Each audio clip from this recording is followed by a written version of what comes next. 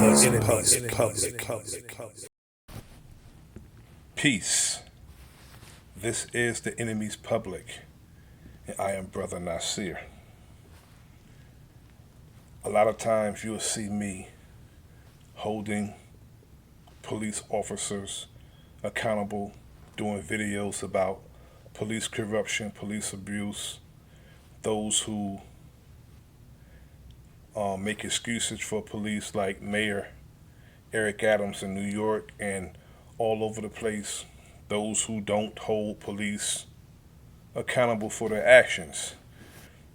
This video, I want to highlight two Westfield, New Jersey police officers who actually held a police officer accountable for his racial profiling and racial bias in his policing. I want to read the story off. Just know that these two police officers faced retaliatory actions against them because they held a police officer accountable, and they reported a police officer, a fellow police officer in their same municipality, for his racial biases in his policing. Two Westfield police officers, a black male sergeant and a white female lieutenant, two supervisors, have filed a whistleblower lawsuit against the town, alleging that they were the victim of a retaliatory charge after complaining that a police officer had engaged in racial profiling. Sergeant Preston Freeman, 49 years old, who has served with the Westfield Police Department since 2000 and was the first black officer in Westfield to reach the rank of sergeant, and Lieutenant Nicole Stivell, 42, the highest ranking female officer in the department's history, filed the lawsuit in Superior Court in Union County on March 25th. The lawsuit was filed just weeks after Freeman and Stivell was charged with 10 violations of departmental and internal affairs procedures, as well as departmental rules and regulations, in connection to filing complaints against a town officer believed to be engaging in racial influencing policing. The town recommended both Freeman and Stivell receive a 45-day unpaid suspension.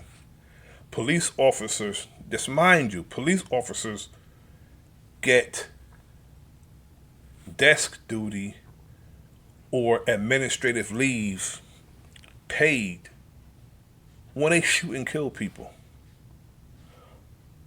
But they get 45 days unpaid suspension for reporting a fellow officer who engages in bias policing.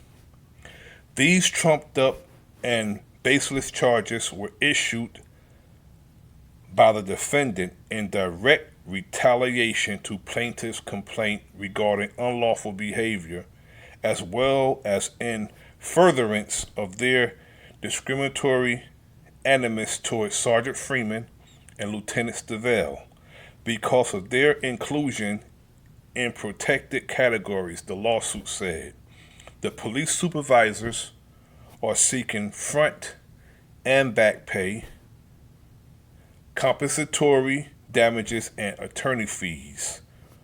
Court records indicate the town has not yet been served with the lawsuit.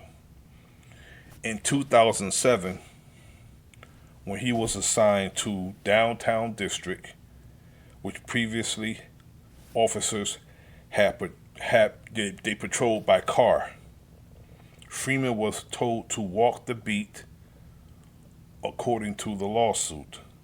When he asked why he was not allowed to use a patrol car, Freeman was told by a white sergeant, "That's for them and this is for you," the lawsuit charges.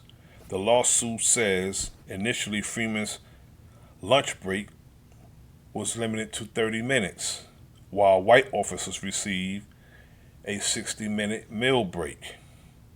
The lawsuit alleges Police Chief Christopher Bataloro tried to throw out the 2018 promotional examination results when Freeman placed second on the sergeant's test. When Freeman indicated he might seek legal action to enforce the test results, he was promoted to sergeant, the lawsuit also says.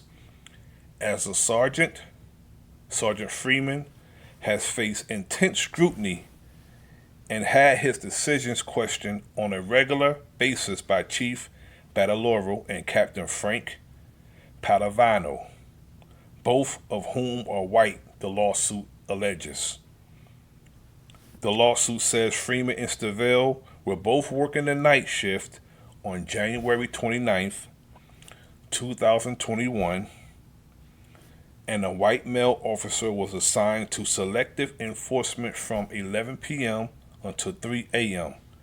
During that time, the officer stopped a black male on East Broad Street for speeding and failure to keep right and issued him a summons for driving with a expired license, according to the lawsuit. That same night, the same officer stopped a white male for driving 65 miles per hour on East Broad Street, where the speed limit is 25 miles an hour, and issued him only a verbal warning, the lawsuit said.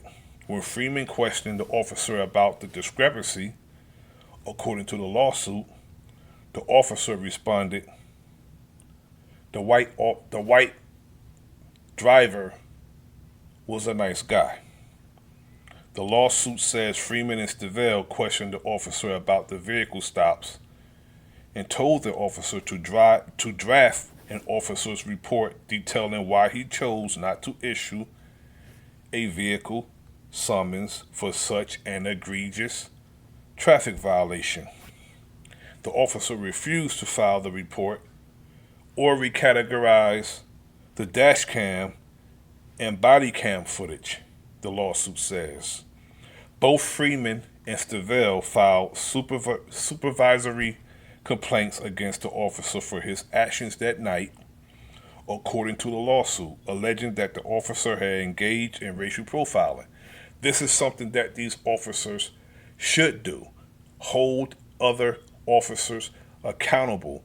Yet when officers attempt to be good officers, which we respect and expect, because a lot of us, we look at police officers and we say none of them are any good. But when you see two officers, a male and a female, trying to hold an officer accountable for his actions, the department, mind you, this is a sergeant and a lieutenant, supervisors, held a patrolman accountable for his actions in racial profiling. The department retaliated against the supervisors. A few days later, Stivell was notified she was the target of an internal affairs investigation from January 21st from that incident, in which she issued the white officer an immediate suspension, the lawsuit says. The lawsuit charges that since then, whenever Freeman or Stivell made complaints of unlawful behavior with the department or among employees, they have been subjected to retaliation by their supervisors. Now, this is what happens when police officers try to do the right thing.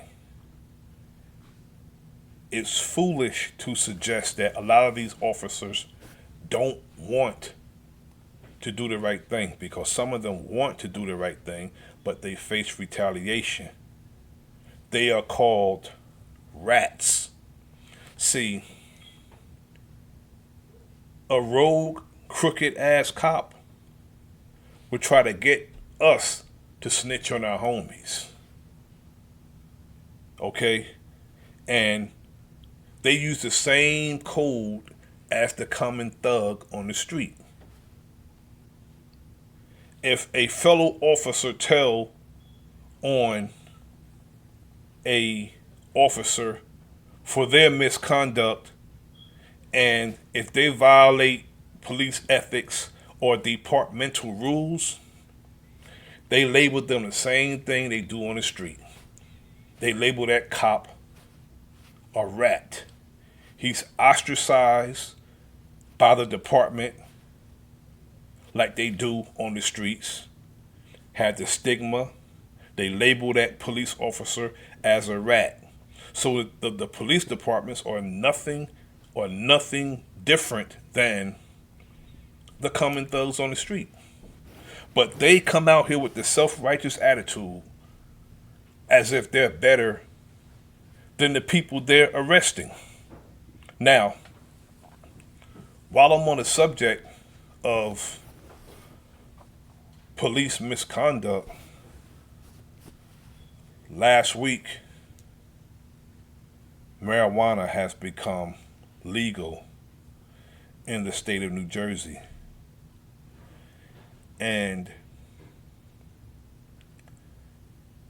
with the exception of, that I know of, Jersey City, police officers are allowed to smoke weed as if they don't handle situations, life and death situations, messed up as it is. They don't need a mind-altering substance added to their madness that they already engage in. They don't need a mind-altering substance added to that because they already act foolish.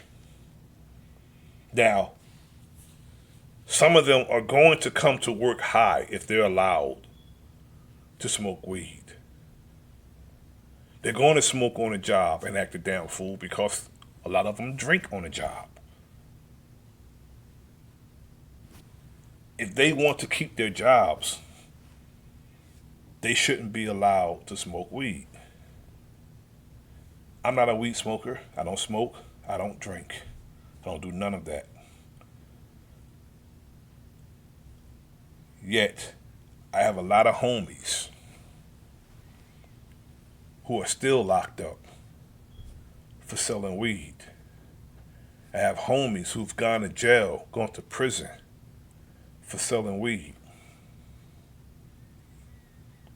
And they make weed legal in New Jersey.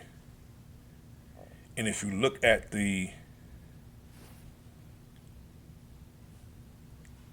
weed spots, the dispensaries, none of these owners look like me. It's a good thing because I would rather my people not smoke weed. But to those who do, that's on you. But I would rather my people not. Yet, everybody who sell the weed look nothing like me after all these brothers and sisters have gone to jail for selling weed. Now, they had the weed spots, the warehouses, the dispensaries. They have cultivated the weed. I know there's medical marijuana. I know that exists, and they've been making that for the longest. But they have all these dispensaries. I think they have quite a few, about 16 in New Jersey. And None of them are owned by a brother or a sister. The brother in Trenton, they was locking him up every other day, harassing him for selling weed. But I guarantee you, well, they can't harass anybody now, but all of these people who look nothing like me are selling all the weed.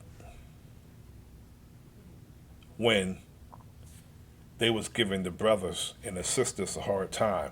And I wonder how easy it is or hard it is to get the proper paperwork to open up a dispensary. Again, I'm just saying, I'm just making a point because I want absolutely nothing to do with that. But I'm making a point. They lock us up for the same thing that they give licenses to other people to make a profit off. And I just think, of course it's unfair, but what do this open and consistent enemy do that is fair? I just want to leave on that note. But I want to leave giving a shout out and respect to Sergeant Freeman and Lieutenant Stivell of the Westfield, New Jersey Police Department for doing the right thing. Don't let it discourage you from doing the right thing. Keep doing the right thing. You see more corruption, report it. And be steadfast. Don't let the captain and the chief discourage you. And if they get out of line, report them too. This is the Enemy's Public. I am Bro.Nasir. Like, share, subscribe. Leave a comment in the comment section. Peace.